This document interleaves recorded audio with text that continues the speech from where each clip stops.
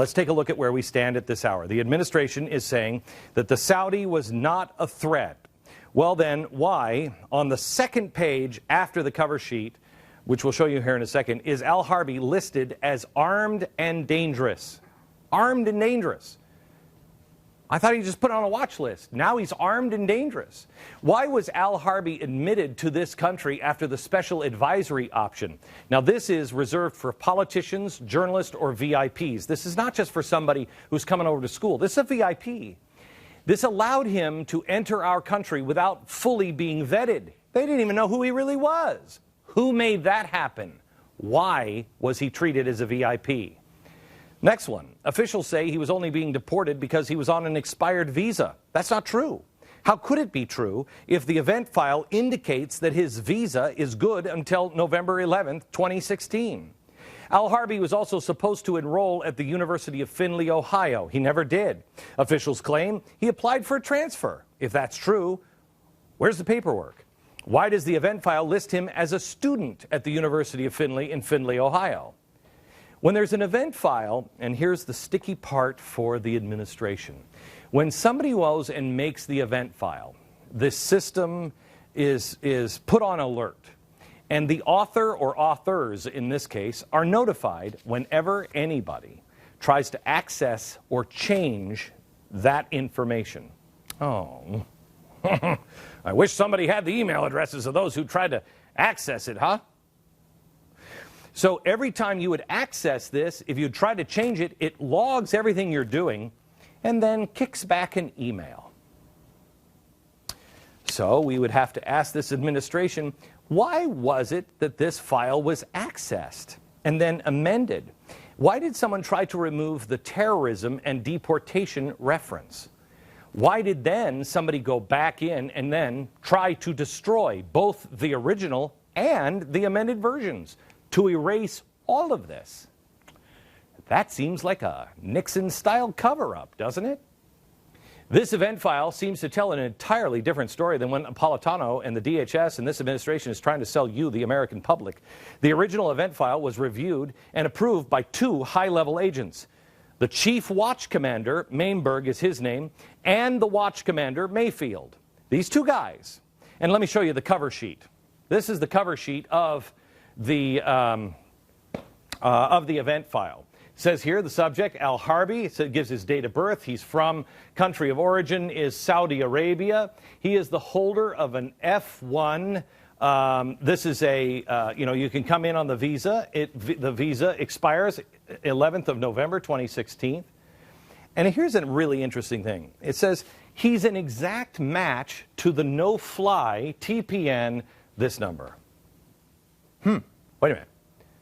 So this file is created and it says, oh, by the way, he's an exact match to this file over here, which puts him on the no-fly list. That's interesting. Derogatory information was reviewed. So in other words, you can't just call up. You have to have information. You have to have things, let's say you went to his apartment for 9 hours and collected evidence. Then you would present it. It was reviewed by these people, and it was found to be sufficient to request a visa revocation. They're requesting a revocation of this number. Subject is inadmissible to the United States under a 2123B. There it is. Terrorist marking. You cannot be here in the country. But it goes on to say, by the way, we never did any real homework on who this guy is. We didn't vet him. It wasn't complete when he came in. How did that happen? It says he came in Boston. Point of entry is Boston on this date. Subject is a student at the University of Findlay. Really? I thought he transferred. This is really interesting here. Subject has one prior event. Event number 1648067. Isn't that interesting? It says no record in place, no schedule found at this time. Wow. So he is a designated terrorist. Page 2 says he's armed and dangerous. And he has one prior event. This doesn't sound like some kid who just loves playing video games and basketball and is just trying to sort out his life and playing with his friends. Why is he already in the system? Why does he have a prior event? Why does this match another no-watch list? Who put him on the no-fly list? And then, are they separate? Why did they designate him as a 2123B terrorist activity, armed and dangerous? You see, the only ones that really have the answer, well, are some of our sources, but also the DHS. This administration knows. And for whatever reason, wonder what it could be, they're trying to cover it up. Why? Well, tonight I'll just give you some of my best guesses. But one thing you have to take away from this tonight is you have to learn a few things and get them right, and do not listen to anyone else that's telling you these things are absolutely crystal clear. First of all, this kid is a 2123B, an active terrorist, or poses an immediate terror threat. He was also armed and dangerous. He was not some kid at the wrong place at the wrong time. Given the highest level of terrorist designation the United States of America can give somebody. 2, he did not overstay his visa. He was given special status allowing him to come in without a complete vetting process. That doesn't happen. He also didn't go to school in Ohio. 3, they knew who he was as soon as they had his name. This is a very big deal. He was on a no-fly list. He already had an event status. So as soon as you would type his name in, his file would pop up. 4, the government and the administration is covering for him. They're covering up for some reason. My guess is that he comes from a very powerful clan. I mean, if you're going to have somebody from Saudi Arabia, if you're going to have the foreign minister show up and talk to the president, you better have powerful family. The White House knows. Because the last point is they are trying to cover up. Just like Nixon tried to cover up his lies, they're covering up. And they are in full damage control mode. And look what's happening. Remember, they initially said being deported because of a visa that's expired. No, it's not. DHS is trying to cover their tracks just on that one. Now claiming that there's another Saudi national being deported for an expiring visa. Well, who is he? This event file was created on Tuesday at 4:35 p.m. But there's already something that was put right here. Another event file prior to the bombing. Shortly after searching, a lengthy search of his residence in Boston, that's when they went and they presented all this evidence. It was amended 24 hours later. Just after John Kerry met with the Saudi foreign minister, and just before Janet Napolitano appeared to answer the questions where she says, I'm not even going to answer that one, and I need a cigarette and maybe a pack of cool cigarettes and some Alka-Seltzer. Oh. Why was it amended just before she spoke? Why was it amended just after the Saudi foreign minister showed up, and just after, or just before the Saudis show up again at the White House for another coincidental meeting? By the way, a couple of hours ago, the Blaze News had learned that the State Department this afternoon has issued an internal warning to all government employees. Anyone not directly involved with the Boston bombing investigation no longer has any access to any related files. We'll find out what that means in just a few minutes. The other news networks are not reporting this story. Hurry to watch them do nothing. They've stood down. Why? I can't say with certainty for all of them. I can say for some of them. But what we have learned is that DHS and other federal officials are aggressively contacting media outlets and advising them not to run with the story.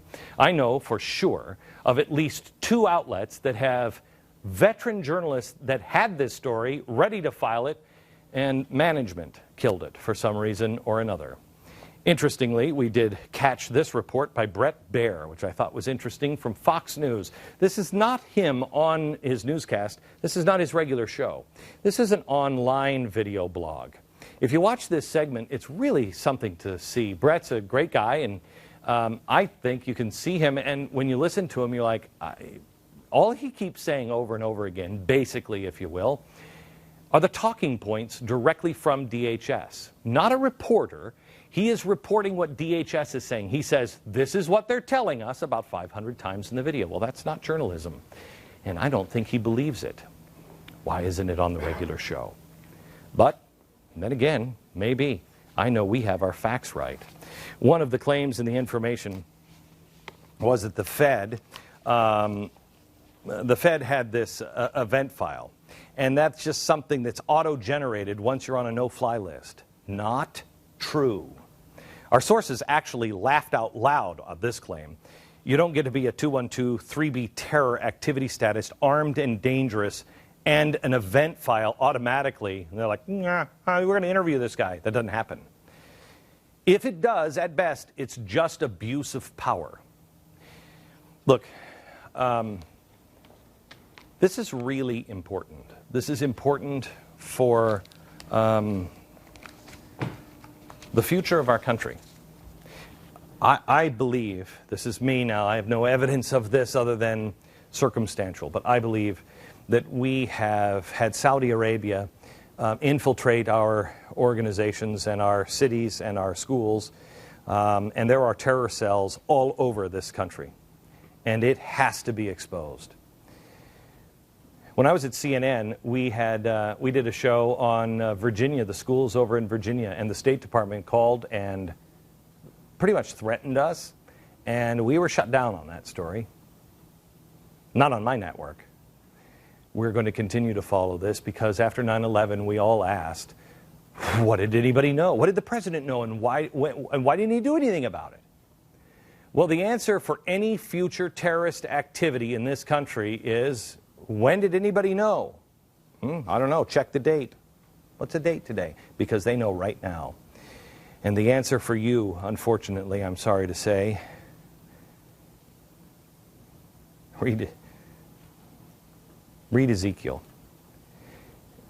Blood will be on your hands as well if you don't credibly spread the news and warn the people. The answer for you and me is right now. We know. And this is what we promised ourselves we would do. If we ever found out, we would ring the warning bell.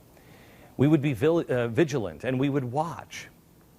Last night, this program told you there were 75,000 students from hostile Muslim countries here on student visas. 75,000. Okay. What's the problem? Well, 15,000 of them have not shown up at their point of destination. 15,000 are here on student visas, and 15,000 have not shown up. Where are they? Remember, it only took 19 hijackers from Saudi Arabia on 9/11. And this doesn't even count the number of illegals that have crossed that are other than Mexican. This government is not only ignoring, they are aiding, abetting, they are lying and covering up. We still don't have an answer. We don't have an official answer as to where is this kid? Where is he now? I ask you to call your congressman again. There's additional information up on the Blaze. And so you know, we're not asking you to do something we haven't done. I asked for this letter to be drafted. It went out to every congressman in the U.S. today. This is a letter of accountability. Americans lost their lives, the Americans lost their limbs, and another American city has lost their innocence. This is our responsibility. I'm asking Congress, what are you doing? What is your office doing? How do you respond to this? We demand an answer. We'll keep a list of accountability of who said it was a conspiracy theory? Who said the Saudis have nothing to do with anything? Who said don't worry about all of that stuff? Who covered the tracks? The State Department is doing that right now. They are covering the tracks. It is our responsibility as a broadcast outlet, but also as citizens, to uncover the truth, the whole truth, and nothing but the truth, and spread the word.